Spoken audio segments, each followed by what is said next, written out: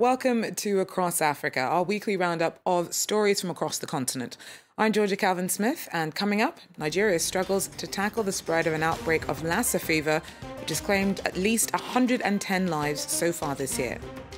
Also, there are only a few hundred members of the Lord's Resistance Army left, but the militia continues to claim lives in the extreme southeast of Central African Republic.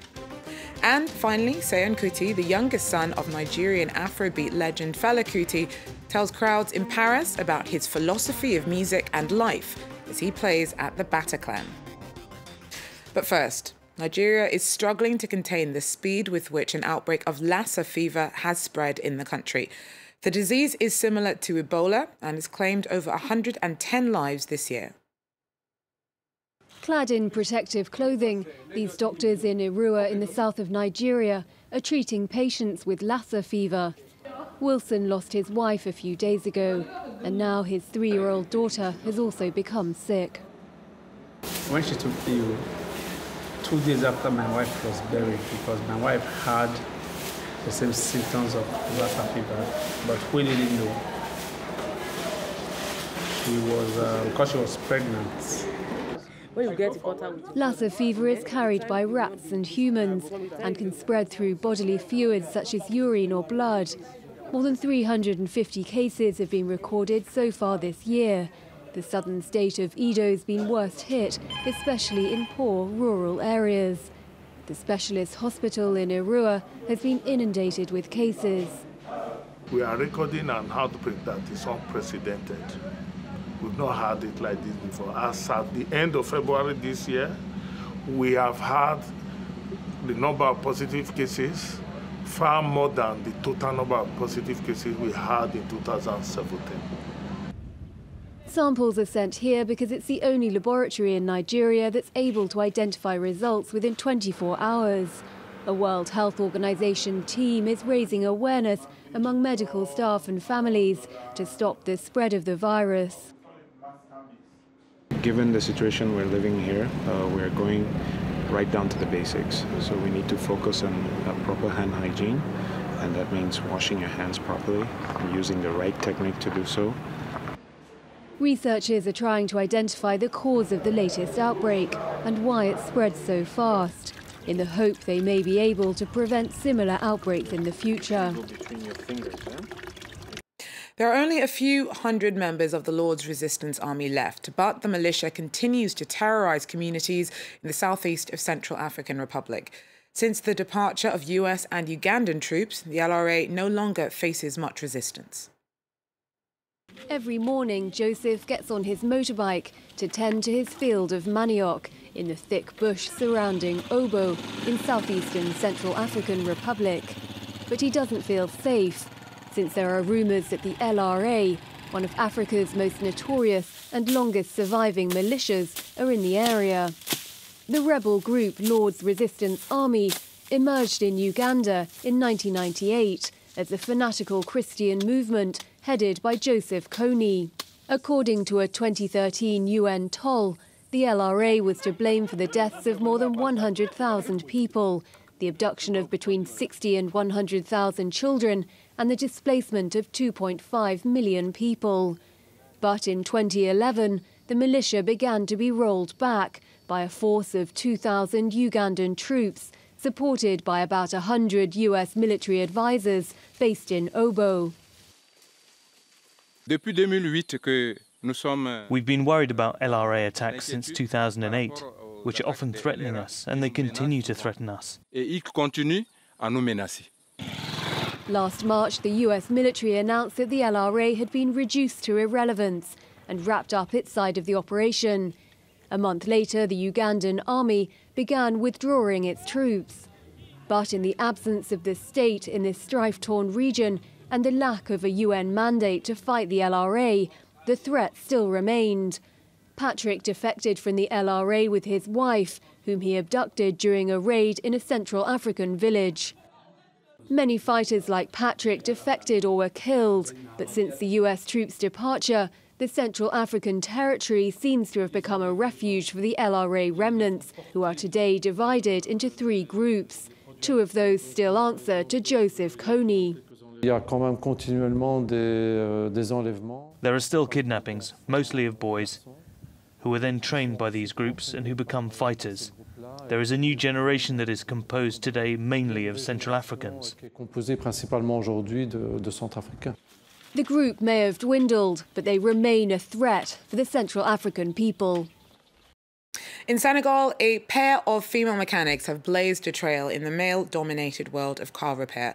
Fatou Silla opened her mechanic shop with her cousin in 2005, and together they've cultivated a loyal clientele, despite facing a lot of scepticism at first from customers unused to seeing women under the bonnet. This garage in Dakar, called Fatou Fatou, is managed by 2 women. That's very rare in this male-dominated sector. Fatou Silla and Fatou Kamara are cousins. They opened the garage 13 years ago. The 2 businesswomen were initially victims of prejudice. Customers would go to other garages first and ask what was wrong with their car. They were told, for example, they had a problem with the compressor. Then they would come to us to see if we said the same thing, to test us, to see if we would really repair cars. Now people trust us, but in the beginning it wasn't easy. Today they have several male employees. Fatou Silla encourages women to follow in her footsteps. I invite every woman to embrace this job, because it's a noble profession. And they shouldn't be afraid. It's just a profession like any other. It's about the experience. You have to learn. You have to believe in it. We earn a living, but it's not a lot. Fatou Silla is proud to have already trained several women as mechanics. They now work in different garages across the Senegalese capital. After years of ethnic and religious unrest in Central African Republic, dancers in the National Ballet are trying to promote social cohesion through their art. The troupe is a rare symbol of unity, as members say diversity adds depth to their performances. The sound of music rings out across the National Museum in Bangui. Twice a week, men and women come together here to showcase the cultures that make up the Central African Republic. The country may have been plagued with ethnic and religious unrest in recent years, but the National Ballet is trying to be as representative as possible. It's an arts organization comprising every ethnic group in the Central African Republic, with dances from the 16 regions. The ballet was founded in 1969 under President Jean Bedel Bokassa and aims to be truly national, but civil war in 2013 and 2014, plus fighting in Bangui, left the country with no institution to push the arts. The National Museum has even been ransacked. This arts organization is facing practical difficulties because of lack of funding and financial support. A lack of resources may make it difficult for the ballet to get its performers together, but the show still goes on in the hope of a better future. Mali's only passenger train is back on track. A lack of cash stopped the service for 15 months, but last month the railway once again began taking passengers from the capital Bamako to the city of Kay. Our correspondent reports. Her ticket in hand, Fatoumata is hurrying to get on the train in Bamako. Trains leave on time here. It will take her 18 hours to get to Kay, the town where she lives, but she thinks the train is more comfortable. There are many advantages to travelling on the train. You can buy fresh fruit, potatoes, gifts for children. It's cheaper than going by car. And in other vehicles, you can't take as much luggage because it's too expensive. Around 20 isolated villages inaccessible by car rely on the train that covers the 492 kilometers between Bamako and Kay. In Tukuto, 90% of families survive thanks to the train. If there is no train, there is no life here. Our whole economy relies on it. The train carries goods and people. More than 400 passengers pile into packed carriages, providing a captive market to hawkers. Every time the train stops here, if I sell well, I can make around 15 euros. But without the train, I could never earn that much. There's only one engine car, and it dates back to 1987. Frequent breakdowns are a worry. The train only runs twice a week, and its speed is often affected by badly maintained railways. From Tukutu to Kai, it's hell. We have to drive at 30 kilometers an hour. The rest of the way we can drive from 75 to 80 kilometers an hour. The government pledged over 6.8 million euros in June, funds that still haven't materialised, and railway workers haven't been paid in 5 months. And finally, Seun Kuti, the youngest son of Nigerian Afrobeat legend Fela Kuti, was in Paris this month to promote his latest album. Our Shona Bhattacharya caught up with him as he spoke about music, fatherhood, and his philosophy to fans at the Bataclan concert hall. Groove with a message.